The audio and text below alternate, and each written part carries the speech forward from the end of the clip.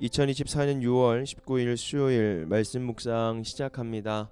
오늘 말씀은 사도행전 22장 12절에서 29절에 있는 말씀입니다.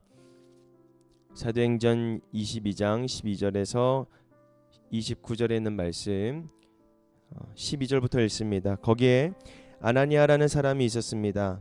그는 율법을 따라 사는 경건한 사람으로 거기에 사는 모든 유대 사람에게 칭찬을 받는 사람이었습니다. 그가 나를 찾아와 곁에 서서 형제 사울이여 눈을 뜨시오 하고 나에게 말하였습니다. 그 순간에 나는 시력을 회복하여 그를 쳐다보았습니다. 그때에 아나니아가 내게 말하였습니다. 우리 조상의 하나님께서 당신을 택하셔서 자기의 뜻을 알게 하시고 그 의로우신 분을 보게 하시고 그분의 입에서 나오는 음성을 듣게 하셨습니다.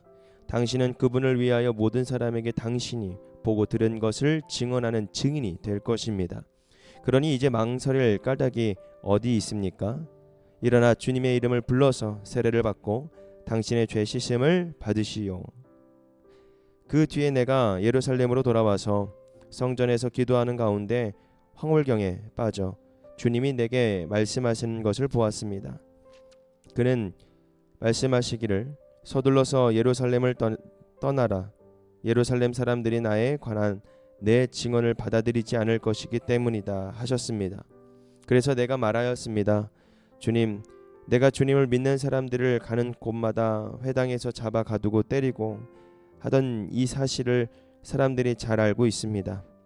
그리고 주님이 증언자인 스데반이 피를 흘리고 죽임을 당할 때에 나도 곁에 서서 그 일에 찬동하면서 그를 죽이는 사람들의 옷을 지키고 있었습니다. 그때에 주님께서 말씀하시기를 가라, 내가 너를 멀리 이방 사람들에게로 보내겠다 하셨습니다.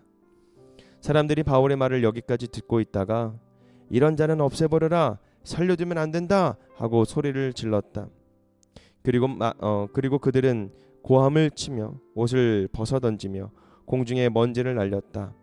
그때에 천부장이 바울을 병영 안으로 끌어들이라고 명령하였다. 그리고 그는 유대 사람들이 바울에게 이렇게 소리를 지르는 이유를 알아내려고 바울을 책질질하면서 캐물어 보라고 하였다. 그들이 책질질을 하려고 바울을 눕혔을 때에 바울은 거기에 서 있는 백부장에게 로마 시민을 유죄 판결도 내리지 않고 매질하는 법이 어디 있어 하고 말하였다. 백부장이 이 말을 듣고 천부장에게로 가서 어떻게 하시렵니까? 이 사람은 로마 시민입니다 하고 알렸다. 그러자 천부장이 바울에게로 와서 내게 말하시오. 당신이 로마 시민이요? 하고 물었다. 바울이 그렇다고 대답하니 천부장은 나는 돈을 많이 들여서 이 시민권을 얻었소 하고 말하였다. 바울은 나는 나면서부터입니다 하고 말하였다. 그러자 바울을 신문하려고 하던 사람들이 곧 물러갔다. 천부장도 바울이 로마 시민이라는 사실을 알고는 그를 열박해 놓은 일로 두려워하였다. 아멘. 오늘 아까 읽은 말씀 중에 로마 시민은 유죄 판결로 내리지 않고 매질하는 법이 있어라는 말씀을 잠깐 읽었는데 그 말씀은 로마법에 노예나 외국 사람의 경우 진술을 얻기 위해 고문하는 것이 가능했는데 로마 시민은 정식 재판을 받기 전에는 고문을 하는 것을 금지하는 법이 있었다고 합니다. 그것에 대해서 바울은 이제 따졌던 것이죠. 이제 다시 말씀을 같이 함께 읽어 나가면서 오늘 주제는 바울이 소명을 밝히다라는 말씀을 주제로 함께 말씀 묵상을 하려고 하는데 여러분 지금 계속해서 바울은 자신의 모습을 자신의 이제 성난 군중들 앞에서 자신이 변론을 하는 거죠.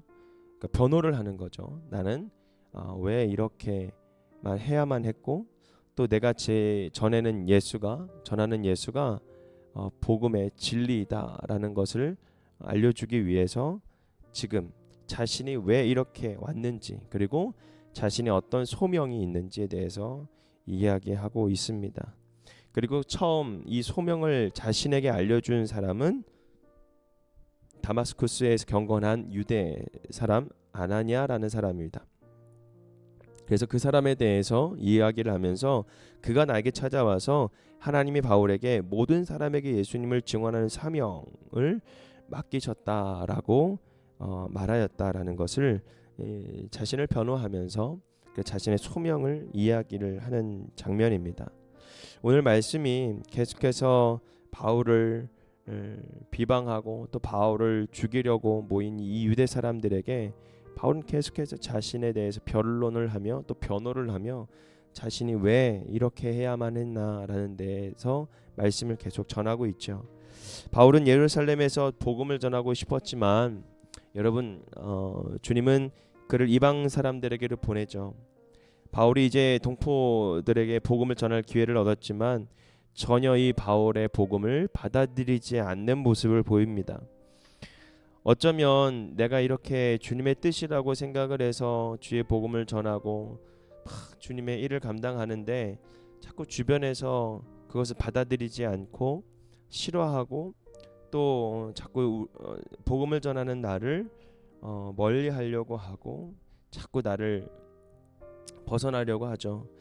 근데 우리가 아까도 어제도 그리고 아까도 함께 말씀을 나눴지만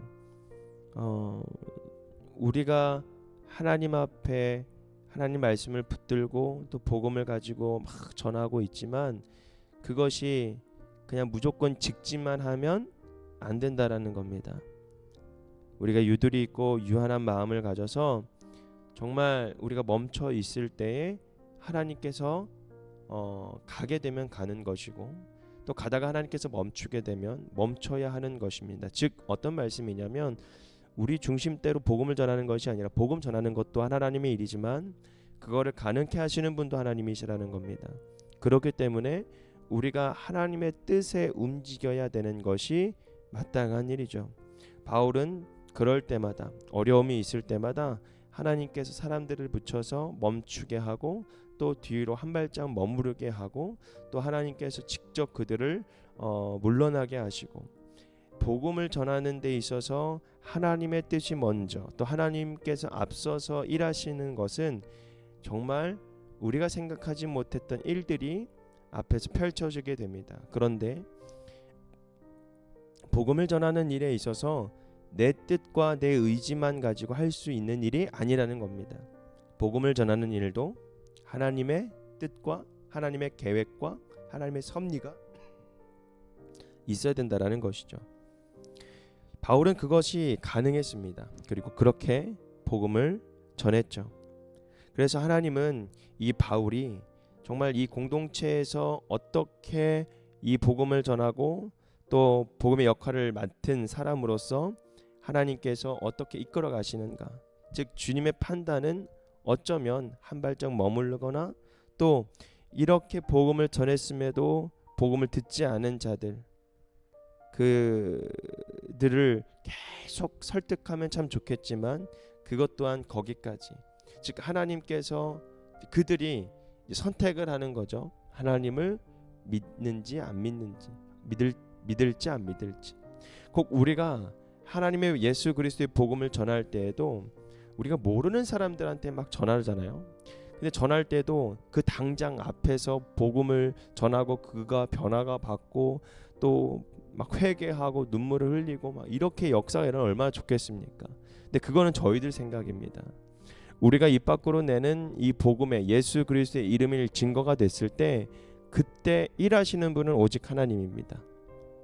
마음의 문을 여는 것도 하나님이시고 그 들어가시는 분도 하나님이십니다.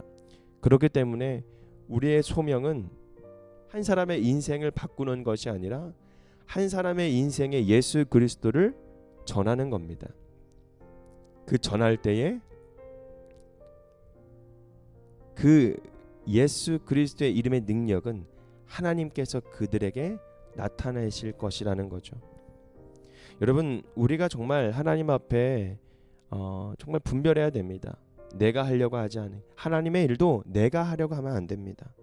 오직 하나님께서 이끄셔야만 가능한 일이죠.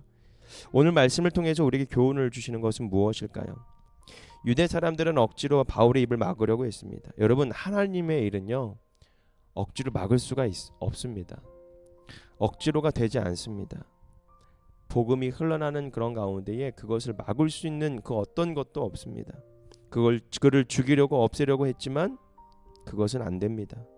하나님께서 막으시고 또 하나님께서 함께 하실 때에는요, 그 누구도 막을 수 없습니다. 자신과의 어떤 생각이 다르다고, 말도 다르다고, 그 이익에 반하는 행동을 할 때에도 어쩌면 격분하고 정말 싫어하는 그런 마음 때문에 격분하게 되고 충동을 일으키는 것들이 분명히 있을 겁니다. 여러분, 내 생각과 다른 말에도 분명히 진리가 담겨져 있을 겁니다. 그런데 내 이익에 반응하지 않기 때문에 그것을 비판하고 비판하는 그런 행위는 해서는 안 된다라는 것이죠.